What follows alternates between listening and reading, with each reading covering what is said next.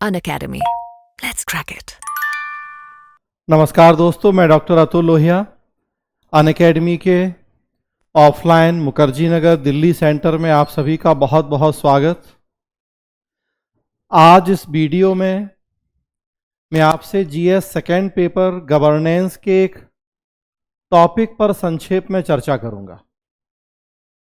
Again मेरा purpose topic पढ़ाना अभी नहीं है, क्योंकि आधे घंटे के एक वीडियो में इतना बड़ा टॉपिक है कि उसको हम समेट नहीं सकते।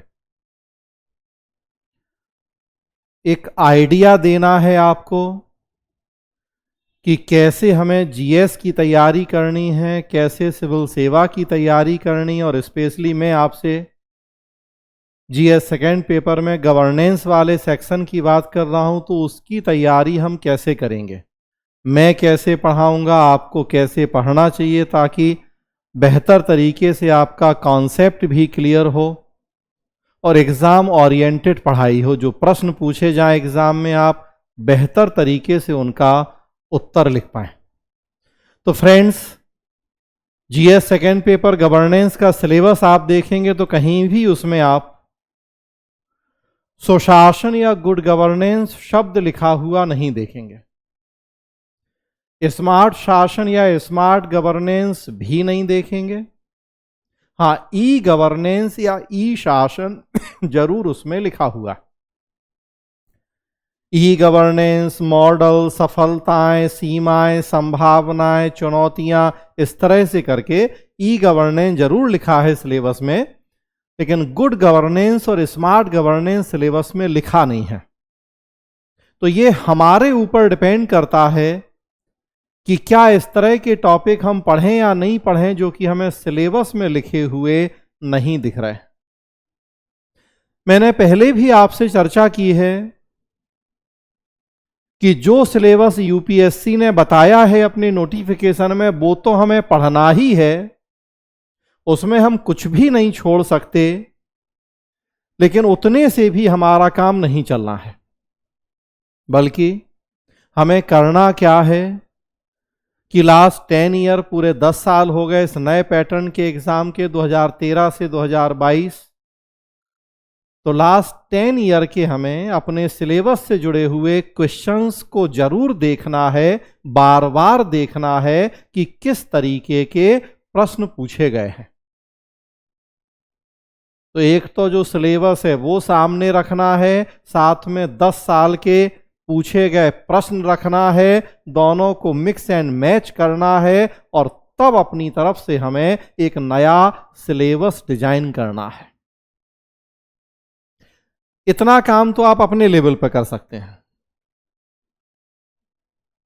हम इसमें और एक चीज जोड़ेंगे कि इतना तो हम भी करेंगे, लेकिन हमारा जो लंबा अनुभव है, पिछले लगभग 27-28 साल का सिविल सेवा परीक्षा का, पहले एक स्टूडेंट के रूप में और फिर लगभग 21 साल से पढ़ा रहा हूं तो एक टीचर के रूप में, तो अब इसमें हम अपने अनुभव के आधार पर भी कुछ टॉपिक और जोड़ेंगे।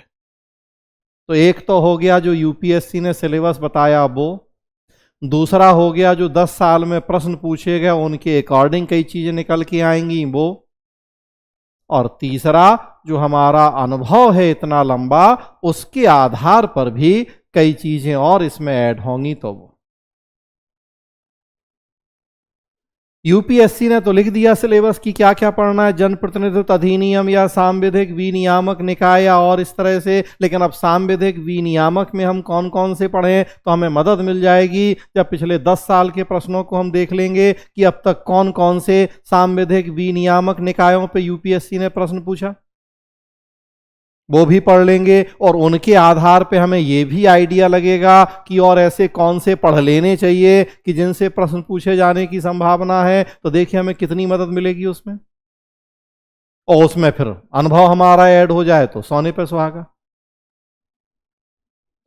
जो ये सुशासन और स्मार्ट शासन वाला टॉपिक है, ये भी एक इसी तरह का टॉपिक है कि सिलेबस में नहीं लिखा है, किंतु जब हम 10 साल के पुराने क्वेश्चंस देखते हैं और जो हमारा अनुभव है, जब इन चीज़ों को हम मिलाते हैं तो निष्कर्ष निकलता है कि हमें गवर्नेंस में गुड गवर्नेंस भी जरूर पढ़ना है, स्मार्ट गवर्नेंस भी बहुत जरूर पढ़ना है और बहुत विस्तार से पढ़ना है। गुड गवर्नेंस तो बहुत विस्तार से हम पढ़ेंगे,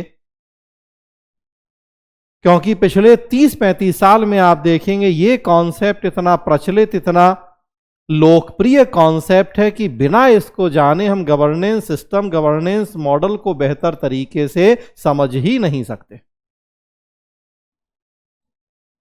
1989 में वर्ल्ड बैंक ने सब सहारा कंट्रीज के संदर्भ में कुछ बात की थी और फिर 1992 में अपनी रिपोर्ट गवर्नेंस एंड डेवलपमेंट में विस्तार से उसने इस कॉन्सेप्ट की बात की थी, गुड गवर्नेंस के कॉन्सेप्ट की। क्या है ये कॉन्सेप्ट? हालांकि आप देखेंगे गवर्नेंस का ही एक टाइप है, एक पार्ट है, तो पढ़ना चाहिए, लेकिन अब सिलेबस में तो लिखा नहीं है। तो अब शासन के तो बहुत सारे रूप हैं, हम कौन कौन सा पढ़ें, कौन सा नहीं पढ़ें। कॉरपोरेट गवर्नेंस भी है, नेटवर्क गवर्नेंस भी है, ई गवर्नेंस भी है, गुड गवर्नेंस भी है, स्मार्ट गवर्नेंस भी है, कोलैबोरेटिव गवर्नेंस भी है। बहुत सारे रूप हैं गवर्नेंस के। अब हम इसमें क्या क्या पढ़ें और क्या छोड़ें, यहां फिर काम आता है अनुभव। चाहे वो जीएस सेकेंड पेपर का गवर्नेंस वाला सेक्शन हो, चाहे फोर्थ पेपर का एथिक्स, बिना गुड गवर्नेंस के कॉन्सेप्ट को जाने हम इनकी बेहतर तरीके से तैयारी कर ही नहीं सकते और ना अच्छा आंसर लिख सकते हैं। क्योंकि पिछले कुछ समय से एक सबसे प्रचलित संकल्पना है लोकतंत्र और सुशासन। ये दो ऐसी शासन व्यवस्थाएं हैं जो सबसे ज्यादा प्रचलित हैं वर्तमान समय में, तो इनको तो जानना ही होगा, विस्तार से जानना समझना होगा। सिलेबस में देखिए एक टॉपिक है लोकतंत्र में लोक सेवाओं की भूमिका। तो वैसे तो टॉपिक है कि लोक सेवाओं की भूमिका पढ़ना है लोकतंत्र में, लेकिन पहले तो हम यही जाने कि लोकतंत्र है क्या, उसकी डिमांड्स क्या है, उसकी जरूरतें क्या हैं, और तब फिर लोक सेवाएं क्या भूमिका निभा रही हैं, उन डिमांड्स को पूरा कर पा रही हैं या नहीं कर पा रही हैं, बहुत सारी दूसरी चीजें। तो सुशासन, स्मार्ट शासन और ई शासन, संक्षेप में इस पर चर्चा करें कि कैसे देखे चीजों को एक दूसरे से कोरिलेट करते हुए हम पढ़ सकते हैं, फ्लो चार्ट डायग्राम के थ्रू पढ़ सकते हैं, ताकि चीजें लंबे समय तक याद भी रहें, आंसर भी अच्छा हो, आकर्षक भी हो। आंसर में भी हम इस तरह के फ्लो चार्ट डायग्राम्स का यूज कर पाएंगे। तो देखिए फ्रेंड्स,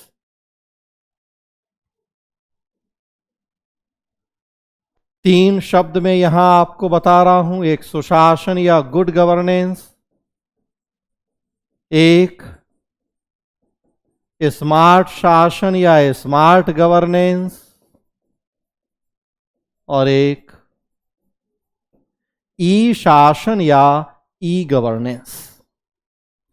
एकदम जब शुरुआत करेंगे आप पॉलिटी कॉन्स्टिट्यूशन पढ़ेंगे, थोड़ा सा मैं गवर्नेंस में भी बात करूंगा। तो शुरुआत हम करते हैं राज्य क्या है, सरकार क्या है, शासन क्या है, प्रशासन क्या है, और तब आते हैं फिर कि शासन के कौन कौन से रूप प्रचलित हैं। तब उसमें लोकतंत्र, सुशासन, स्मार्ट शासन, ई शासन, नेटवर्क शासन, कोलैबोरेटिव शासन, मिनिमम गवर्नमेंट, मैक्सिमम गवर्नेंस, न्यूनतम सरकार अधिकतम शासन, डिसेंट्रलाइज गवर्नेंस, विकेंद्रीकृत शासन, कॉरपोरेट गवर्नेंस, बहुत सारे ऐसे हम गवर्नेंस के सिस्टम जानते हैं। कुछ सिलेबस में लिखे हैं, कुछ लिखे नहीं हैं, लेकिन सब शासन के महत्वपूर्ण रूप हैं, तो हमें जानने चाहिए। आम बोलचाल में किसी देश या क्षेत्र की प्रांतीय इकाइयों को हम राज्य कहते हैं, लेकिन तकनीकी दृष्टि से किसी समाज या समुदाय की राजनीतिक संरचना जिसका निर्माण चार आवश्यक तत्वों से मिलकर होता है, वो राज्य कहलाती है। वो चार आवश्यक तत्व क्या होते हैं? जनसंख्या, भूभाग, सरकार और संप्रभुता। इन चार तत्वों से मिलकर राज्य नाम की इकाई बनती है। चार तत्वों में एक तत्व सरकार होती है। राजतंत्रात्मक शासन व्यवस्थाओं में राजा ही सरकार था, लेकिन जब लोकतांत्रिक शासन व्यवस्थाएं आई तो हमने विधायिका, कार्यपालिका, न्यायपालिका, सरकार के 3 अलग अलग अंगों की स्थापना की। फ्रांसीसी विद्वान मॉन्टेस्क्यू ने शक्ति पृथक्करण का सिद्धांत दिया, सेपरेशन ऑफ पावर का प्रिंसिपल। सरकार के 3 अंग बने, तीनों को अलग अलग काम सौंपे गए। सरकार चलाने का जो तरीका या पद्धति होती है उसे हम शासन या गवर्नेंस कहते हैं। सरकार चलाने का तरीका या पद्धति, जैसे लोकतंत्र, राजतंत्र, जैसे लोकतंत्र में संसदीय लोकतंत्र, अध्यक्षीय लोकतंत्र, संघात्मक लोकतंत्र, एकात्मक लोकतंत्र, सब सरकार चलाने के तरीके हैं और अलग अलग तरीके हैं। तो सुशासन, लोकतंत्र सब शासन व्यवस्था के ही अलग अलग रूप हैं। सुशासन, सुशासन का अर्थ होता है, वैसे अगर केवल संधि विच्छेद करें तो सुशासन, गुड और गवर्नेंस, गुड का मतलब अच्छा, तो अच्छा शासन ही सुशासन है, अच्छा शासन ही सुशासन है। और अब अच्छा शासन की कोई सामान्य परिभाषा नहीं हो सकती, क्योंकि अच्छा या गुड एक सापेक्षिक शब्द है। हमारे लिए अच्छा का मतलब कुछ और, आपके लिए अच्छा का मतलब कुछ और हो सकता है, सबके लिए गुड का मतलब कुछ और है। कुछ भी बेहतर होता है तो हम अच्छा कहते हैं, बेहतर, अच्छा, सबके लिए अलग अलग मतलब। हमने आंसर लिखा, आपने आंसर लिखा, हमने चेक किया, अब हो सकता कि आपकी नज़र में अच्छा हो, हमारी नज़र में वो अच्छा नहीं हो। किसी और को अच्छा लगे, किसी और को अच्छा नहीं लगे। खाना बनता है घर में, किसी को अच्छा लगता है, किसी को अच्छा नहीं लगता। टिफिन का खाना खाते हैं, किसी को अच्छा लगता है, किसी को अच्छा नहीं लगता। तो अच्छे की परिभाषाएं तो अलग अलग होती हैं।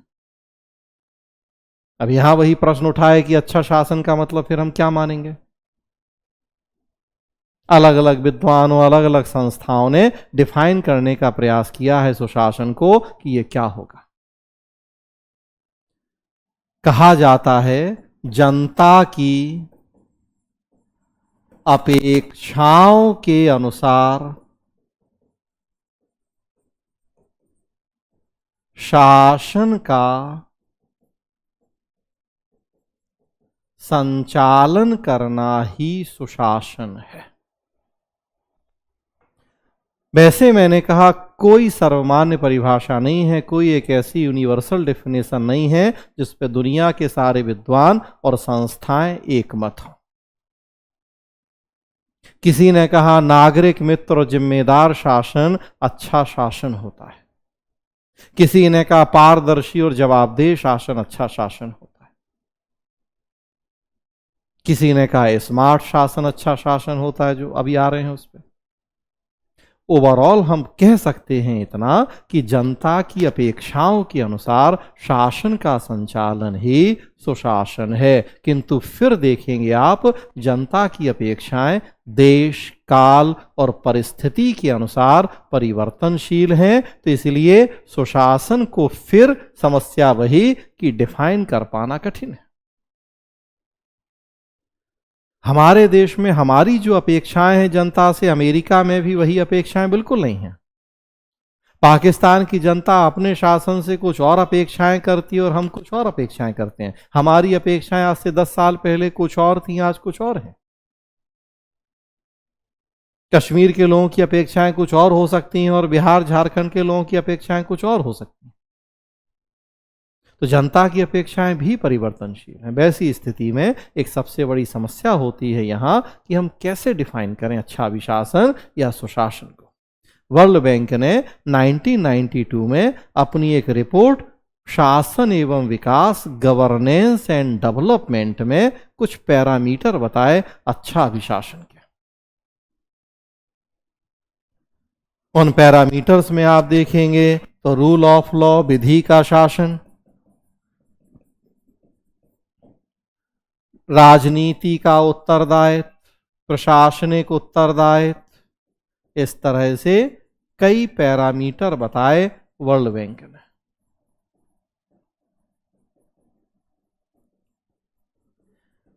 ह्यूमन राइट प्रोटेक्शन या मानवाधिकार संरक्षण,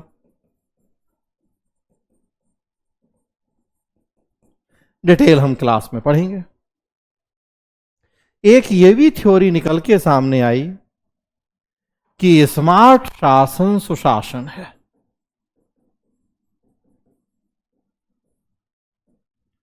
कहा गया कि अगर शासन स्मार्ट हो तो सुशासन है। जब शासन स्मार्ट होगा तो वो जनता की अपेक्षाओं पर बेहतर तरीके से खरा उतरेगा, लोगों की जो इच्छाएं आकांक्षाएं हैं उन्हें पूरा करेगा। तो फिर हम ऐसे शासन को सुशासन कह देंगे। स्मार्ट शासन ही सुशासन। तो अब प्रश्न उठा कि फिर स्मार्ट शासन क्या है? स्मार्ट आप देखेंगे अंग्रेजी का एक शब्द है जो अंग्रेजी के कई शब्दों से मिलकर बना है। एस का मतलब है सिंपल, और एक मतलब स्मॉल भी बताते हैं कई लोग। एम का मतलब है मोरल, ए का मतलब है अकाउंटेबल, आर का मतलब है रिलायबल, और एक मतलब बताते हैं लोग रिस्पॉन्सिबल, और एक मतलब बताते हैं रिस्पॉन्सिव,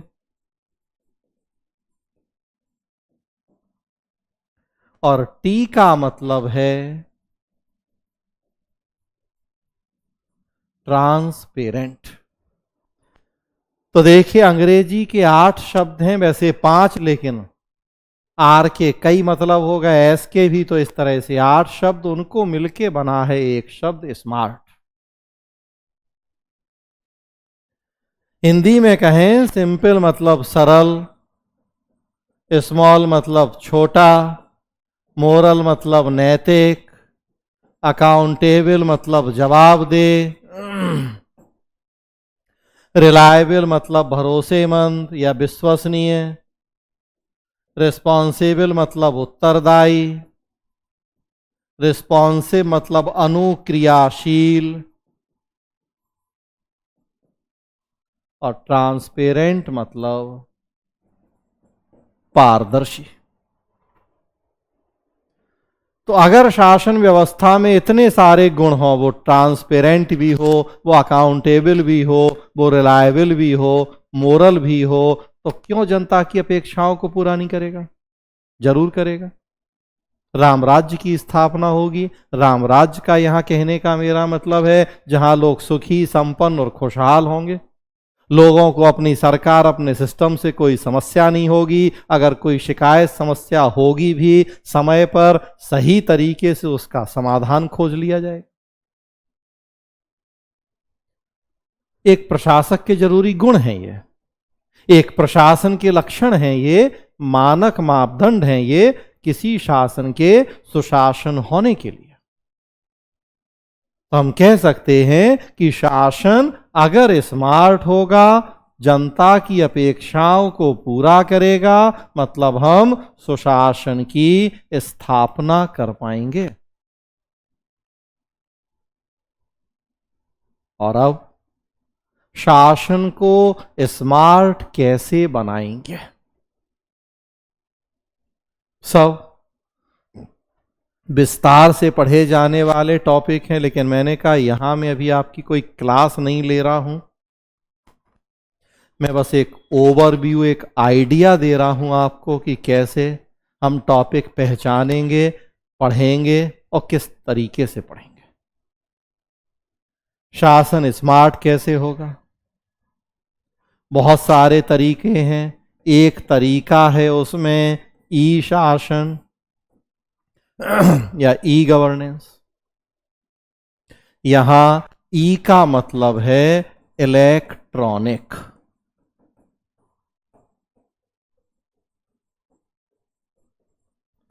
इलेक्ट्रॉनिक गवर्नेंस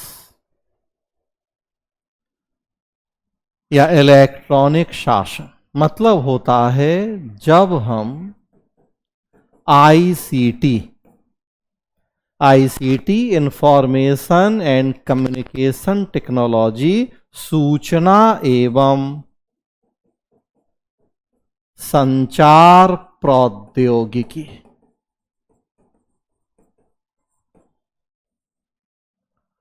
तो जब हम आईसीटी सूचना एवं संचार प्रौद्योगिकी के प्रयोग से शासन का संचालन करते हैं तो उसे हम ई शासन या ई गवर्नेंस की संज्ञा देते हैं।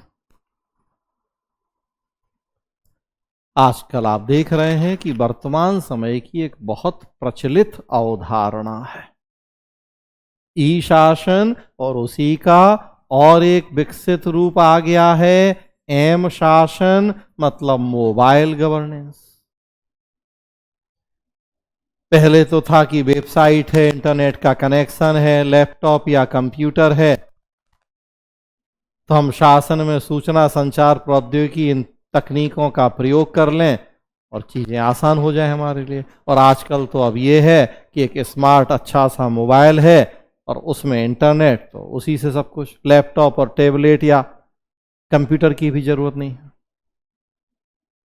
और मोबाइल तो कम से कम आज की डेट में सबके पास है, एक बड़ी आबादी के पास तो है ही, और ज़्यादातर के पास तो स्मार्टफोन है, एंड्रॉयड या और जो। तो जब शासन व्यवस्था में इन सब टेक्नोलॉजीज का, इन सब तकनीकों का प्रयोग करते हैं और फिर शासन का संचालन होता है तो उसे ई शासन कहा जाता है। ई में, ई शासन में जो ई शब्द है उसका मूल मतलब तो यही है इलेक्ट्रॉनिक, लेकिन हमारे प्रधानमंत्री जी इस ई के कई और मतलब भी बताते हैं। वो कहते हैं कि ई का मतलब इजी गवर्नेंस भी है। ई का मतलब मोस्ट इकोनॉमिक गवर्नेंस भी है।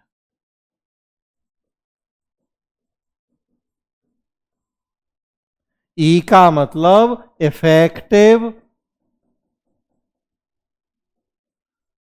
और एफिशिएंट गवर्नेंस भी है। तो देखिए आप, उस ई गवर्नेंस में ई के कई मतलब बताए गए हैं। इजी गवर्नेंस, आसान हो जाता है, घर बैठे बैठे बिना किसी खर्च के हम बहुत सारे काम कर पा रहे हैं।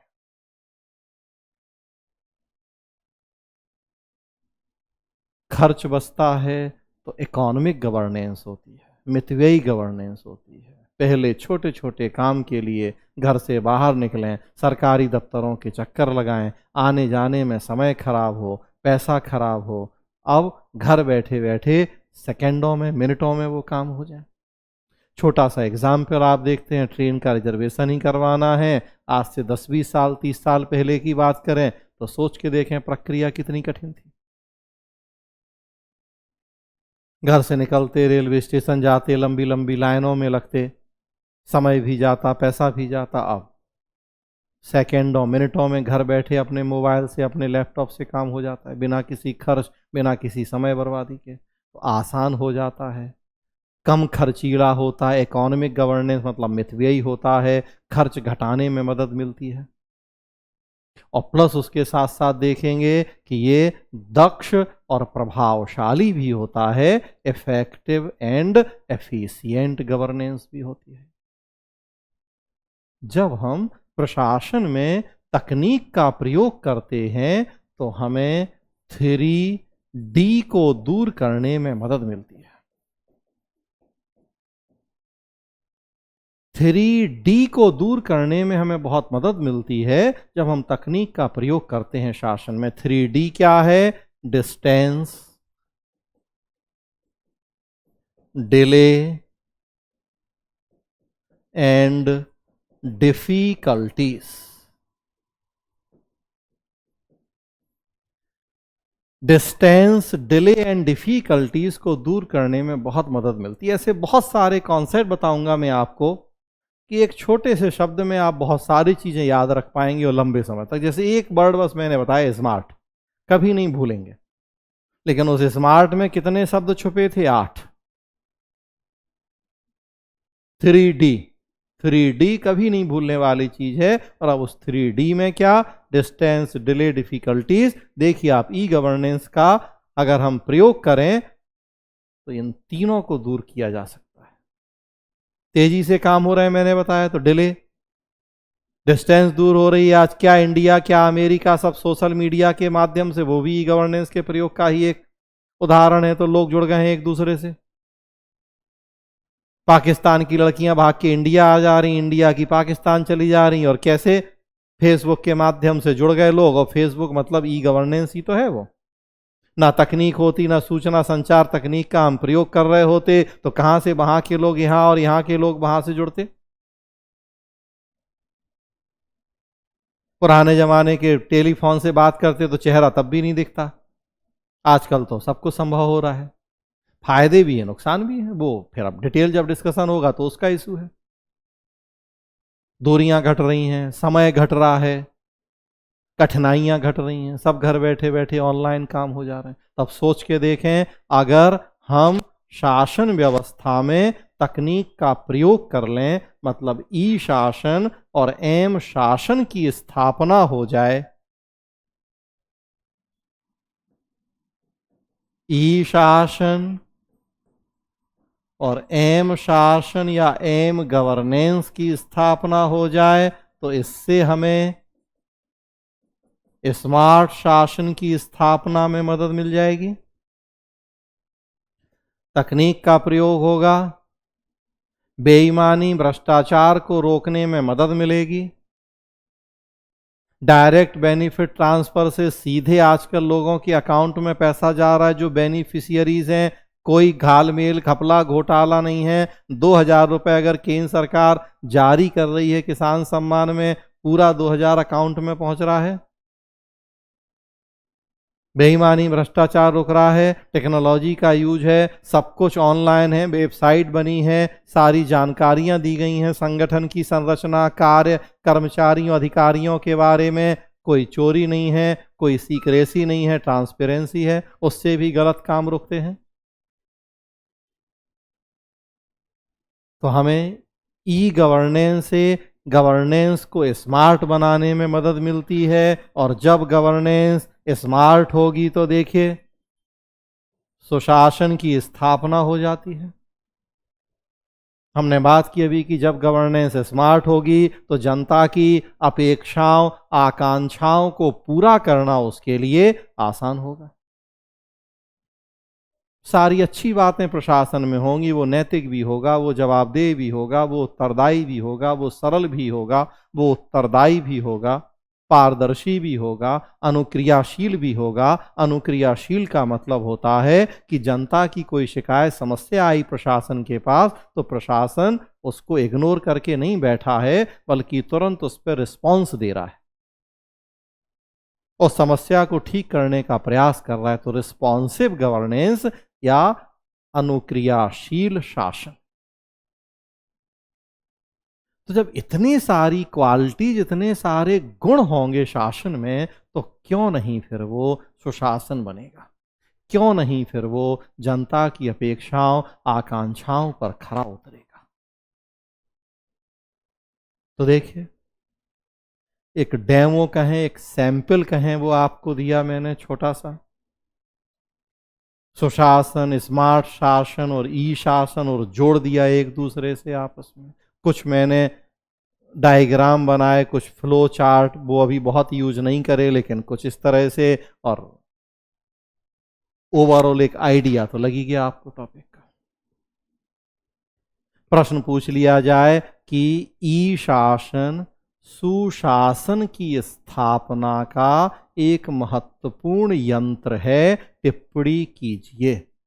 थोड़ा आसान बताया मैंने अभी, तो शुरुआत तो आसान से ही करते हैं, धीरे धीरे फिर एडवांस लेवल पे आते हैं।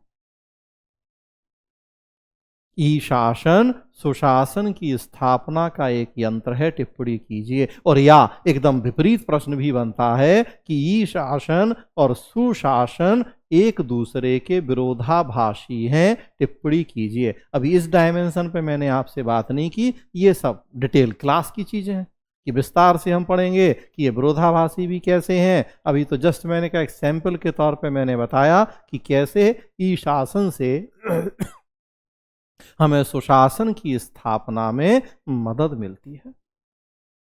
तो फ्रेंड्स, अगर इस तरीके से आसान शब्दों में हम अपने पूरे सिलेबस को समझ लें, पढ़ लें, एक अच्छा सा नोट्स हो, प्रश्न का अभ्यास कर लें, गवर्नेंस में भी ऐसा करें और जो बाकी सेक्शन हैं जीएस के उसमें भी ऐसा कर लें, तो सोच के देखें कि इसके बाद सबसे कठिन एग्ज़ाम भी हमारे लिए कठिन नहीं रह जाएगा।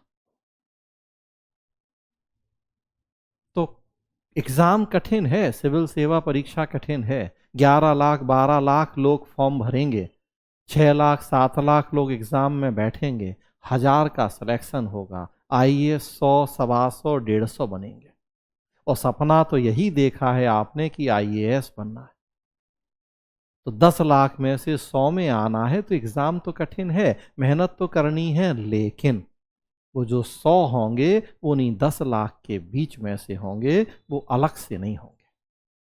तो अगर ईमानदारी से प्रयास करेंगे, ईमानदारी से मेहनत करेंगे, तो आप भी अपने आप को उन 100 में लाने के लिए सक्षम होंगे। पहले से किसी के माथे पे नहीं लिखा है कि वो आईएएस बनेगा और या नहीं बनेगा, सब समान है, सब बस अब कौन किस तरीके से तैयारी कर रहा है, कौन अपने आप को एग्ज़ाम की ज़रूरत के अकॉर्डिंग कितना प्रिपेयर कर रहा है, अब उससे डिसाइड होगा कि कौन आईएएस बनेगा और कौन नहीं बनेगा। हम और हमारी पूरी टीम का बस प्रयास है कि एक बेहतर गुणवत्ता के साथ, अपने अनुभव के साथ हम आपको आसान शब्दों में एक अच्छी समझ, नोट्स और प्रश्न अभ्यास के साथ पूरा ये कोर्स कंप्लीट करवा दें। अनअकैडमी की ऑफलाइन टीम से आप भली भांति वाकिफ़ हैं। काफ़ी सीनियर टीचर को इकट्ठा करके ये टीम तैयार की गई है। प्रयास यही है, हमने कहा कि ऑफलाइन में हम हिंदी माध्यम से बेहतर रिजल्ट दे पाएँ, आपकी तैयारी को एक नई दिशा और नई ऊंचाई पर ले जाएं।